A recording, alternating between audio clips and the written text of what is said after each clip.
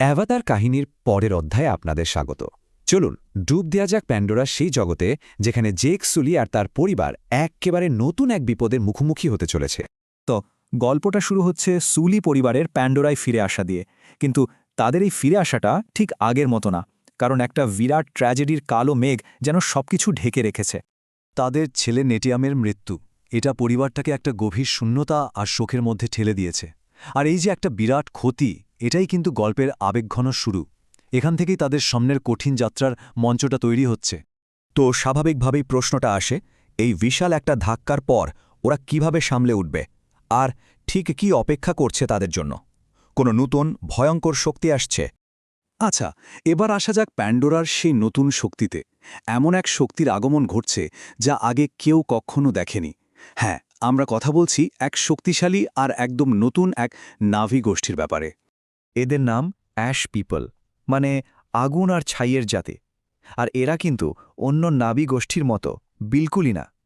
এদের আসল পরিচয় হল এদের প্রচণ্ড আগ্রাসী মনোভাব, আর আগুনের সাথে এদের যে একটা মারাত্মক যোগাযোগ আছে সেটা। এই অ্যাশ পিপলদের নেতাকে জানেন?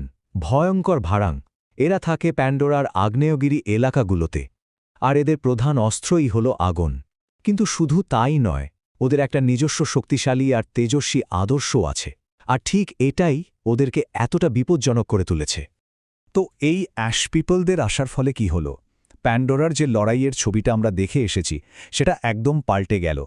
যুদ্ধটা এখন আর একমুখী নেই, এটা এখন দুইমুখো একটা লড়াই।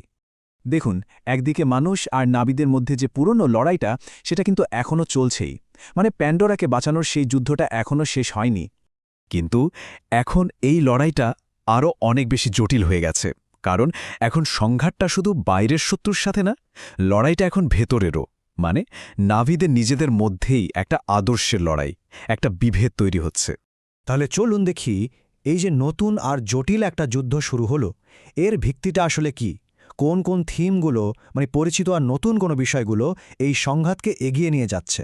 আর এই এত বড় বড় লড়াই, এত সংঘাত, এগুলো ঠিক মাঝখানে কারা আছে? সেই সুলি পরিবারই। নতুন শত্রু আর আগুনের সে বিধ্বংসী শক্তির সামনে তাদের যে জার্নি, সেটাই কিন্তু পুরো গল্পের মূল সুতো। পরিবার সেই শোক কাটিয়ে ওঠা, বিশ্বাসকে আবার নতুন করে গড়ে তোলা, আর নিজেদের পৃথিবীকে বাঁচানোর জন্য যে লড়াই, এই গভীর ব্যক্তিগত অনুভূতিগুলোই কিন্তু পুরো গল্পটাকে এক সুতোয় বেঁধে রেখেছে। শুধু তাই নয়, এই নতুন গল্পের ভেতরেও কিন্তু সেই পুরনো ক্লাসিক থিমগুলো ফিরে আসছে, যেগুলো অ্যাভাটারকে এত স্পেশাল বানিয়েছে। যেমন প্রকৃতির ওপর মানুষের সেই ধ্বংসলীলা, আর তার বিরুদ্ধে নাভিদের এক হয়ে লড়াই করা আর ঘুরে দাঁড়ানোর গল্প। তো এই সবকিছু মিলিয়ে আমাদের কোথায় নিয়ে যাচ্ছে? ফায়ার অ্যান্ড অ্যাশের আসল প্রশ্নটা তাহলে কি? আসলে পুরো গল্পটা এসে একটা জায়গাতেই থামছে। জেক সুলি আর তার পরিবার কিভাবে এই নতুন নাভি শত্রু, এই নতুন বিপদ আর আগুনের এই ভয়ঙ্কর শক্তির মোকাবেলা করবে, এটাই হতে চলেছে তাদের জন্য সবচেয়ে বড় চ্যালেঞ্জ।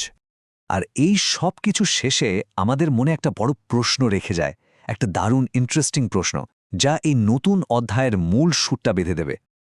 আগুন আগুন কি শেষ পর্যন্ত প্যান্ডোরাকে ধ্বংস করে দেবে, নাকি এই আগুনই তাকে নতুন করে গড়বে?